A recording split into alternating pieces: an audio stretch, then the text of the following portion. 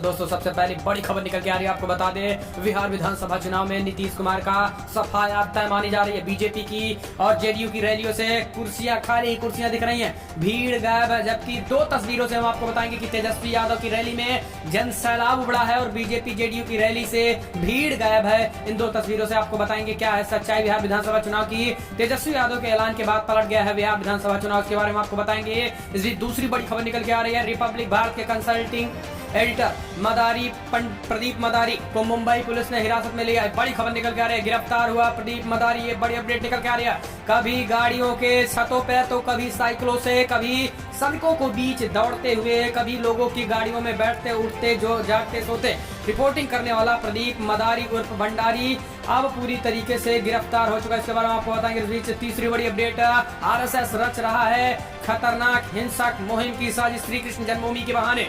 ओवैसी ने ट्वीट करके जताया डर। ये बड़ी अपडेट निकल के आ रही है, तो सब कुछ खबरें जानेंगे। यहाँ पर बलिया गोलीकांड का मुख्य आरोपी धीरेन्द्र धरा गया, 4 दिन से पुलिस को दे रहा था चकमाजियां, गिरफ्तार किया गया। तो सब कुछ खबरें विस्तार से बताएंगे, लेकिन उससे पहले छोटा सा अगर आपने चैनल को सब्सक्राइब नहीं किया तो प्लीज सब्सक्राइब के लाल बटन दबाकर चैनल को सब्सक्राइब करें। और अगर आप भी मानते हैं कि मोदी सरकार हर मोर्चे पर विफल हुई है, चाहे वो विदेश नीति हो या फिर देश में युवाओं का रोजगार का मुद्दा या फिर किसानों का, अगर आप भी मानते हैं कि मुख्यमंत्री योगी आदित्यनाथ को भी इस्तीफा देना चाहिए, यूपी में अगर आप भी जंगल राज से सहमत हैं तो इस वीडियो को लाइक करके नीतीश कुमार के अगर आप सफाया चाहते हैं और महागठबंधन की सरकार चाहते हैं तो सुबह कमेंट के माध्यम से अपने सुझाव इस वीडियो को लाइक करके ज्यादा से ज्यादा फैला दें। दरअसल पहली बड़ी अपडेट निकल के आ रही है। फिलहाल राहुल गांधी और प्रियंका ने यूपी की योगी सरकार पर बोला बड़ा हमला, बोले बेटी बचाओ से अब अपराधियों को बचाने लगी है योगी सरकार।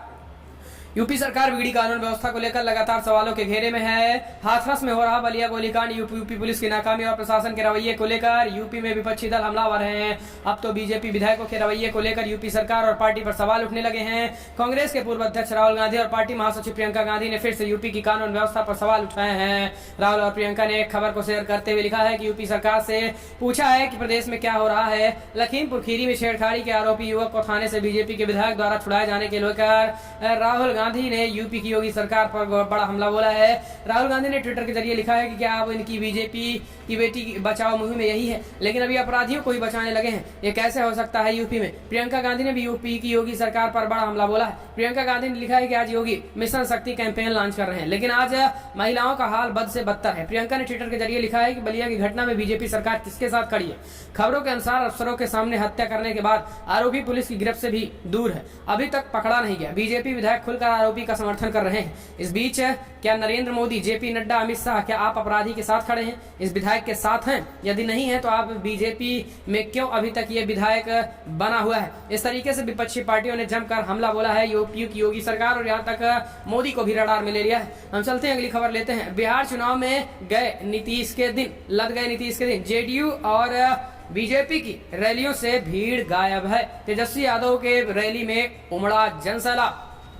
वर्चुअल मैदान से बाहर निकलकर नेता एक वर्चुअल मैदान में उतर आए हैं। चुनावी जनसभाएं पर बिहार में धड़ल्ले से चल रही हैं। नवभारत टाइम्स की टीम शनिवार को मुंगेर की भी पहुंची थी। मुंगेर जिले में 2 विधानसभा क्षेत्रों में आयोजित रैलियों को कवर किया था।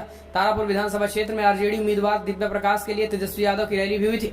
वहीं मुंगेर विधानसभा क्षेत्र में बीजेपी उम्मीदवार प्रणव यादव के लिए भूपेंद्र यादव, देवेंद्र फडणवीस और सांसद लल्लन सिंह की रैली भी हुई थी। आपको बता दें कि मुंगेर शहर में कुछ आयोजित इस रैली में बीजेपी और जेडीयू के कद्दावर नेता भी मौजूद थे। लेकिन सबसे बड़ी खबर यह है कि बीजेपी और जेडीयू के कद्दावर नेताओं में जेडीयू की रैली बीजेपी की रैली से भीड़ गायब थी, जबकि तेजस्वी यादव की रैलियों में सैकड़ों हजारों की संख्या में भीड़ इकट्ठा हो रही है। यही कारण है कि नीतीश सरकार बौखलाई हुई है। नीतीश सरकार अब कोविड का हवाला देने लगी है। उनका कहना है कि ज्यादा भीड़ इकट्ठा नहीं कर सकते हैं क्योंकि कोविड का उल्लंघन होगा, जबकि अब उनके रैलियों में तो भीड़ आ ही नहीं रही है। नीतीश कुमार का सफाया हो चुका है। अभी से ही हम आपको बता दें कि नीतीश कुमार की रैलियों से भीड़ गायब है। लोगों को पैसे दे देकर लाया जा रहा है, उसके बावजूद जनता नहीं आ रही है। यूपी में बिहार में शराबबंदी का बयान देने वाले नीतीश कुमार की पोल खुल चुकी है और नीतीश कुमार स्वयं दारू पिलाकर अपने रैलियों में भीड़ इकट्ठा कर रहे हैं। लेकिन सच्चाई ये है कि भीड़ इकट्ठा भी नहीं हो रही है। और तेजस्वी यादव की रैलियों में 2 तस्वीरें दिखा रहे हैं। इसके माध्यम से आप समझ सकते हैं कि कैसे तेजस्वी यादव की रैलियों में भीड़ ही भीड़ दिखाई दे रहे हैं, जबकि बीजेपी जेडीयू की रैली से पूरी तरीके से भीड़ नदारत है। ऐसे में इस बार महागठबंधन की सरकार तय मानी जा रही है। हम चलते हैं अगली खबर लेते हैं। आपको बता दें फिलहाल रिपब्लिक भारत के कंसल्टिंग एडिटर प्रदीप मदारी को पुलिस ने हिरासत में लिया। बड़ी खबर, मुंबई पुलिस ने शनिवार को रिपब्लिक भारत के कंसल्टिंग एडिटर प्रदीप मदारी को हिरासत में ले लिया है, जबकि एक दिन पहले उनकी कोर्ट में अग्रिम जमानत दे दी। दरअसल अभिनेत्री कंगना रनौत के कार्यकाल में पिछले महीने नगरीय निकाय की ओर से ध्वस्तीकरण किए जाने से लोक सेवा के कार्य में व्यवधान डालने के आरोप में प्रदीप भंडारी के खिलाफ मामला दर्ज किया गया था और इस बार शुक्रवार को एक सत्र अदालत ने उनकी अग्रिम जमानत भी दे दी। आपको बता दें, फिलहाल जानकारी के मुताबिक मुंबई पुलिस ने शनिवार को प्रदीप मदारी को दूसरे दौर की पूछताछ के लिए बुलाया गया है। 8 घंटे की पूछताछ के बाद मुंबई पुलिस की ओर से उसको गिरफ्तार कर लिया गया और इस भंडारी ने ट्वीट किया कि उनका फोन जब्त किया जा रहा था क्योंकि पुलिस अधिकारियों ने उन्हें घेर लिया था।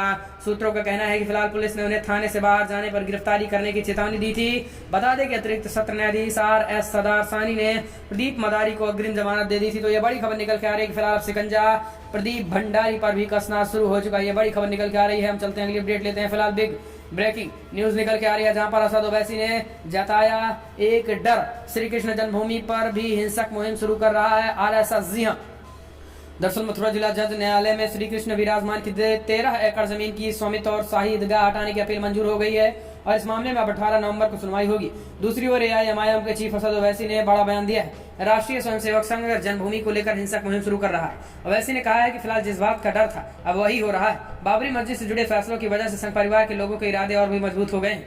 याद रखिए, अगर आप और हम अभी भी गहरी नींद में रहेंगे तो कुछ सालों बाद संघ और इस पर भी एक हिंसक मुहिम शुरू करेगा और कांग्रेस भी इस मुहिम का एक अटूट हिस्सा बनेगी। आपको बता दें कि भगवान श्री कृष्ण विराजमान की ओर से 13 एकड़ जमीन के मालिकाना हक के लिए सोमवार को जिला जज मथुरा की अदालत में अपील भी की गई थी। इस पर 16 अक्टूबर को सुनवाई का दिन था। इस बीच जिला जज साधना रानी ठाकुर मामले की स्वीकार कर लिया गया। अपील में श्री कृष्ण जन्म की 13 एकड़ जमीन के शाही ईदगाह के मुक्त कराने की भी मांग की गई है। बड़ी खबर निकल के आ रही है। ऐसे ही ताज़ा खबरों के लिए हमारे चैनल को सब्सक्राइब कीजिए, बेल आइकन को दबाइए। धन्यवाद। KP News HD।